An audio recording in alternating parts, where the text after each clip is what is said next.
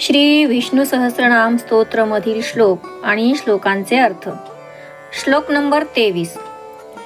सुरेशशरणं शर्म विश्वरेता प्रजाभवः अहं संवत्सरो व्याल प्रत्यय सर्वदर्शनः. या श्लोकाचा अर्थ पाहूया. सुरेश, पुराणांमध्ये स्वर्गाचे रहिवासी ते सूर म्हणून ओळखले जातात व त्यांचा ईश म्हणजे स्वामी तो सुरेश. त्यालाच देवांचा देव म्हणजे सुरेश म्हटले जाते. आपल्या भक्तांच्या कामना पूर्ण करणारा, वर देण्याचे सामर्थ्य ज्याच्यामध्ये आहे अशा देवांना सूर असे म्हटले जाते. भक्तांच्या कामना पूर्ण करण्यामध्ये जो श्रेष्ठ आहे तो सुरेश. थोडक्यात तो परमात्मा अत्यंत उत्कृष्ट अशी आनंद अवस्था व सर्व कामनांपासून जीवाला मुक्ती देणारी अवस्था मिळवून देतो, म्हणूनच तो सुरेश होय. शरण, आयुष्यातील अपूर्णतेच्या गुलामगिरीचे दुःख सोसणाऱ्या सर्वांचा एकमेव तरुणोपाय असा श्री विष्णू. संस्कृत अमरकोशाप्रमाणे शरण या शब्दाचे दोन अर्थ होतात. एक म्हणजे रक्षणकर्ता, दुसरं म्हणजे गृह. परमेश्वर हेच सर्वांचे शेवटचे ठिकाण आहे, अर्थात गंतव्य व आश्रयस्थान आहे. ज्याला त्याचे ज्ञान होते तो त्याच्यामध्येच स्थित होतो. इतस्ततः भटकणारा जीव शेवटी ज्या ठिकाणी जाऊन आश्रय घेतो असे गृह आश्रयस्थान परमेश्वरच होय. केवळ साक्षात्कारी सिद्धच नव्हे तर सर्व स्थावर जंगम सृष्टीही ज्याचे ठिकाणी प्रलयाचे वेळी समाविष्ट होते व विश्रांती घेऊन पुन्हा निर्मित होते असे आश्रयस्थान म्हणजेच शरणम.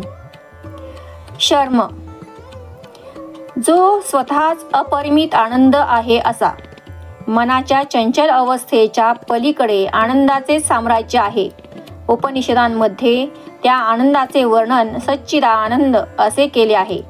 तो त्याचा नित्य स्वभाव आहे. शांत शिवम सुंदरम. विश्वरेता, रेतस म्हणजे बीज. या जीवन वृक्षाचे जो बीज स्वरूप आहे तो परमात्मा ह्या संज्ञेने निर्देशिला आहे. विविध विषयांनी नटलेल्या ह्या जगाचा अनुभव केवळ ज्याच्याचमुळे होऊ शकतो असे कारण म्हणजेच तो विश्वरेतस.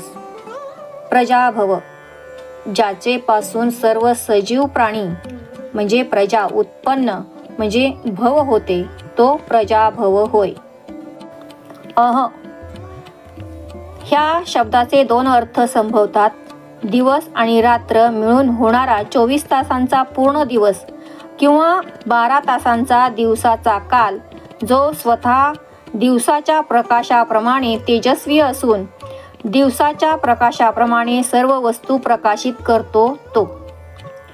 24 तासांचा एक पूर्ण दिवस हा अर्थ गृहीत धरल्यास 24 तासांचा काल हा एक कालमापनाचा घटक होतो व तो दिवस त्या कालस्वरूप परमेश्वराचाच एक अंश आहे.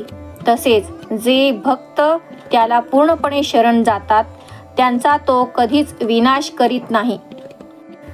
संवत्सर, जो स्वतः वर्ष स्वरूप आहे, अर्थात कालाचाही स्वामी आहे. ज्याचे पासून काल ही संकल्पना उत्पन्न होते म्हणून तो संवत्सर. व्याल, व्याल म्हणजे सर्प किंवा ज्याचे जवळ जाता येत नाही असा तो व्याल.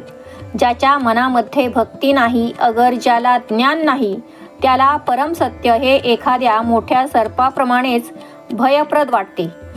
सर्प हातामध्ये धारण करणे अत्यंत कठीण असतो, कारण तो अत्यंत चपळ व निसटून जातो.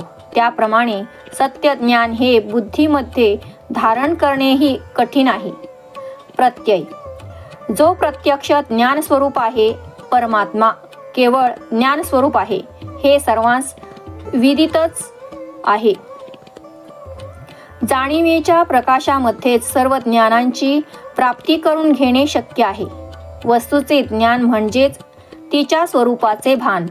अर्थातच वस्तूचे भान म्हणजेच वस्तूचे ज्ञान.